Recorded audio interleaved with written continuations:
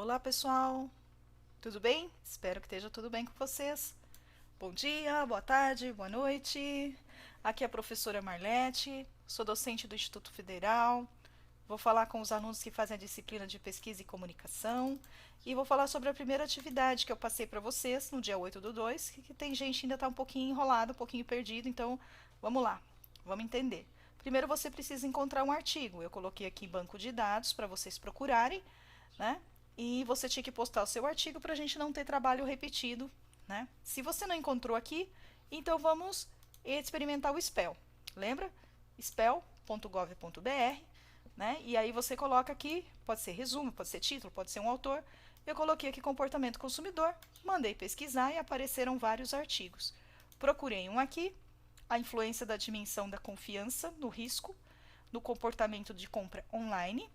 Lembro que o artigo tem que ser pelo menos os últimos 3 anos, 2 anos, este de 2019, então tá fresquinho. Precisa ver se ninguém escolheu esse artigo. Olha lá no local indicado, né, para postar o artigo com as referências corretas, né? Então lá a professora já explicou como é que faz as referências. E aí então eu vou olhar se ele tem escala, porque na disciplina de pesquisa a professora está ensinando a pesquisa quantitativa. Né? Então, ela vai só explicar a operacionalização disso. Né? Então, aqui é um modelo. O que é um modelo? Quais são as teorias que têm relação uma com a outra? Então, aqui, ele descobriu, através das leituras de outras pesquisas, que percepção de risco, confiança dos vendedores e confiança na garantia de terceiros, todos esses têm influência sobre a atitude do consumidor e a intenção de compra online. Já a propensão de confiança e confiança no ambiente cultural tem influência direta sobre a intenção de compra online. Né? Então, as hipóteses, né, que o autor levantou, elas saem todas das teorias. Né? Outras pesquisas a gente vai olhando e vai desenvolvendo a nossa teoria. Se você olhar aqui no artigo, você pode observar. Na sala de aula eu expliquei sobre isso. Se alguém quiser mais informação, pode me procurar, tá bom? Então, mas a gente está procurando uma pesquisa que seja quantitativa, descritiva, que é para a gente poder fazer a nossa trabalho, a atividade de pesquisa, de comunicação, de marketing, a nossa disciplina PCM. Aqui, então, eu vejo que a gente tem escala. Né? Então, o que é uma escala? Eu tenho os constructos ou teoria, e para eu medir isso, eu tenho as variáveis. Ai, professor, eu quero eu mesmo fazer as variáveis. Ok, você pode pegar um autor que chama De Villiers. Ele explica como é que faz isso, é o único autor que eu conheço, é um artigo em inglês, ninguém mais conseguiu fazer nada diferente do que ele tinha feito. Então, você pode pegar o De Villiers e desenvolver a sua escala. Geralmente quem faz isso é quem está no doutorado, pós-doutorado. Eu acho que para nossa disciplina não precisa isso. Você pode já pegar uma escala pronta para aprender a fazer pesquisa quantitativa, tá bom? Então, o que é uma escala? Por exemplo, se você... será que, por exemplo, o Maroni quer saber se você gosta da aula da professora Marlete. Se o que ela passa você entende os conteúdos da professora Marlete. Então, se ele chegar e perguntar para você, por exemplo, ele fala assim, Tânia, vai lá e descobre se os alunos entendem a aula da Marlete. A Tânia vai chegar na sala de aula, ela vai dizer assim, pessoal, vocês entendem a aula da professora Marlete? Aí vocês falam assim, ai meu Deus, se eu falar alguma coisa diferente para Tânia, ela vai contar para Marlete, porque as duas trabalham sempre juntas, desenvolvem projetos juntos. Então eu vou falar que está tudo bem, que eu entendo tudo.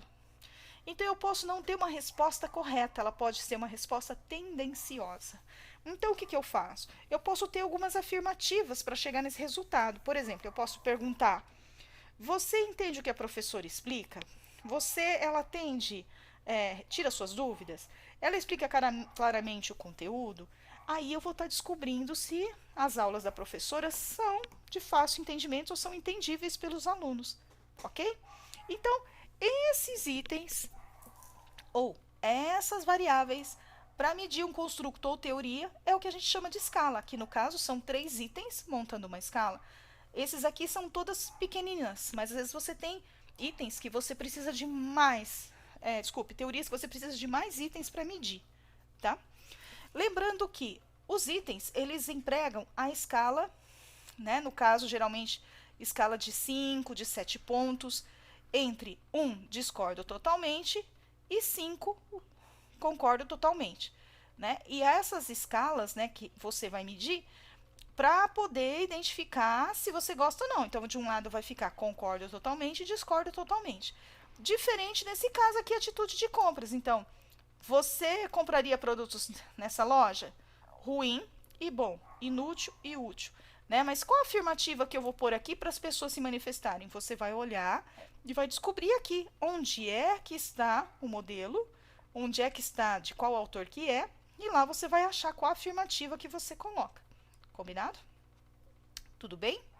Então, escala, isso, teoria, ou construto, as variáveis da escala, tá? E aí eu não posso também fazer um artigo igualzinho. Aqui, só para explicar, para esclarecer, isso aqui é o resultado depois que você faz uma análise dos dados usando um software, SPSS. Então, aí o software faz essas relações, né? Aqui no caso ele descobriu as influências, eu tenho tanto as influências de um sobre o outro, do que aqui, né, com as duas variáveis aqui que o autor colocou, tá? Então, aqui são as variáveis independentes e aqui são as variáveis dependentes. Elas vão ter influência desses aqui. Então, por isso, aqui independente, aqui dependente, ok? Mas essas são informações a mais, tá? Aqui são todos os resultados que o próprio software faz. A gente vai fazer uma tabulação mais simples no Excel, mas é importante para a gente fazer a tabulação, fazer o nosso artigo, que não pode ser igual. Então, eu preciso descobrir que outras teorias eu posso colocar mais no meu artigo. Então, eu venho aqui. Eu venho no final das considerações finais, conclusão, alguma coisa assim, e aí, nesse local, eu vou olhar aqui se ele fala sobre pesquisas futuras. Aqui está. E aqui, então, eu posso achar. Eu posso obter a deixa de qual teoria eu poderia inserir na minha pesquisa, na minha futura pesquisa, tá? Aqui, no caso, o autor coloca que eu poderia aqui, ó, desenvolvidos no estudo, sugere-se concentrar e validar os resultados e aplicação do estudo em outras realidades e outros consumidores. Mas também poderia colocar alguns antecedentes, então que seriam as variáveis independentes. Aí ele fala aqui de fatores pessoais, personalidade, estilo de vida, ou então fatores sociais, tudo isso lá da teoria de comportamento do consumidor. Aí pode ser questão de família, posição social. Então, ele fala desses itens que eu poderia estar inserindo, procurar de outros autores, outras escalas, para estar inserindo com essas, para meu trabalho não ficar igual a esse, ok? Então, essa é a parte para você localizar um artigo e você, né, entender como é que você faz isso, ok?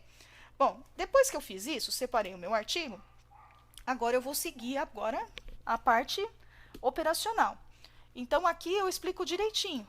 Criar uma pasta no Drive, como é que coloca o nome, compartilha a pasta, vou colocar o artigo lá, coloco o Excel lá dentro, né, o artigo que ninguém ainda tenha, né, e vou começar agora a organizar o meu artigo. Copia lá o problema objetivo, pergunta filtro. Por exemplo, nesse aqui que eu estou falando sobre pesquisas online, eu preciso colocar uma pergunta filtro. Pelo menos, você já comprou produtos online? Porque se ele nunca comprou, não faz sentido ele responder o questionário, ok? E aí você vai, então, organizar isso aqui. Qual o autor da escala? Você vem aqui, olha o seu artigo, se você olhar aqui em cima, ele vai falando, ó. Aqui, ó. No caso de, tá aqui, ó. A propensão de consumo e confiança possui 3 variáveis que foram tiradas de qual autor? Esse aqui. Então, isso aqui é o que você vai colocar aqui dentro.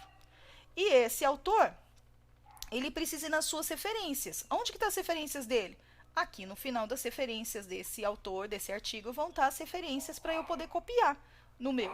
Não é copiar aqui do jeito que está, porque você tem que colocar na ferramenta como foi explicado em sala de aula, ok?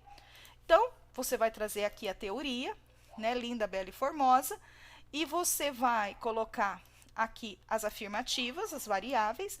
A legenda você cria a sua. São sempre 3 letras, underline e o número, ok? Você vai fazer a sua legenda, aquilo que for mais fácil para você identificar depois. Por quê? Na hora que você estiver tabulando, arrumando, se você coloca uma legenda, às vezes copia, fica ruim às vezes de você localizar, ok? Então vai colocar todas as suas escalas aqui, tá? Lá no arquivo em PDF, vai pintar de amarelo tudo que você copiou.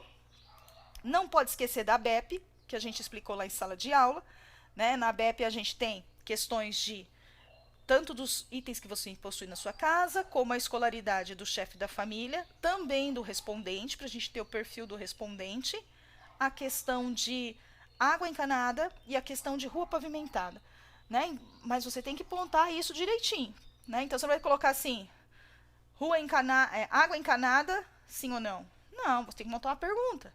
Na sua casa você possui água encanada pela Sabesp?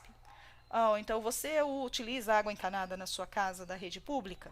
Né? Você tem que fazer uma perguntinha. Qual cidade ele mora? Qual o sexo? Qual a idade? Se tem mais alguma pergunta, então, por exemplo, no caso de compras pela internet, de repente você poderia colocar mais algumas perguntas, tipo assim, quanto você compra? Qual a periodicidade? Mas você não vai colocar periodicidade, né? Você vai dizer assim, você faz compra na internet quantas vezes por mês? Quantas vezes por semana? Né? E aí, de uma a 3, de uma a 5, ok? Ou então, você é por mês. Você decide como é que vai ser isso, tá bom? A idade, você faz uma pergunta aberta, qual a sua idade? A gente depois seleciona, né, a média da idade, tudo bem? O sexo, masculino e feminino, só dá para nascer masculino ou feminino, a gente não está falando de opção sexual, a menos que o seu trabalho tenha a ver com esse público específico. Então, aí você vai dizer qual a sua opção sexual, ok? Aí você precisa colocar todas elas para a pessoa marcar. Então, não... isso é importante. Se na sua escala, vou pegar aqui na minha escala, tiver aqui no final asterisco ou um R... esse daqui não tem. Fica assim no finalzinho aqui, ó. R ou asterisco. O que significa isso? Significa que essa é uma afirmativa que ela está invertida. Para as pessoas não se confundirem, então, por exemplo, eu não vou ficar falando toda hora, existe um alto grau de confiança, afirmam que cuidam, têm confiança umas nas outras, eu vivo uma sociedade de autoconfiança, eu inverto a frase, para ver se a pessoa não está respondendo os questionários de forma automática. Então, eu posso fazer assim, por isso invertido, né? Eu posso colocar, eu não vivo em uma sociedade de autoconfiança. Significa o quê? Que eu inverti essa afirmativa. Então, quando eu estiver tabulando, eu preciso inverter os dados, tá? Quem tiver isso e quem precisar, depois me fala que eu explico como é que faz e ensino isso, tá bom? Inverter os dados da escala para poder colocar aqui, beleza? Aqui, então, colocar corretamente o nome do autor, né? O autor... Tem gente que confunde essa coisa de APUD. O que é o APUD? Autor citado por autor lido. Qual artigo eu estou lendo? Esse vem por último. Primeiro vem o autor que está sendo citado nesse trabalho. Tudo bem? Coloquei isso aqui, coloquei a BEP, coloquei os itens de identificação, perguntas a mais que eu resolvi colocar porque eu acho que contempla bem o artigo, aí eu vou enumerar todas as questões, que é isso que está aqui do lado. Você enumera todos os itens, tá? Lembrando que a questão da BEP, aquela que fala sobre quantos itens você possui na sua casa, ela é uma questão única. Então, você não vai dividir não vai desdobrar aqueles itens. Assim como, de acordo com esse questionário aqui, essa última questão aqui também é uma questão única. Então, esses daqui, cada um é um, e aqui eu deixo um só, uma única afirmativa, e aí eu vou colocar todas essas 5 opções. Não vai ser discordo totalmente, concordo totalmente. Vai ser o quê? Ruim e bom, inútil e útil. Discordo, concordo. Ok? Tudo bem? Se tiver alguma dúvida, é só pedir, tá? Abraço, gente, e vamos trabalhar. Sempre em frente.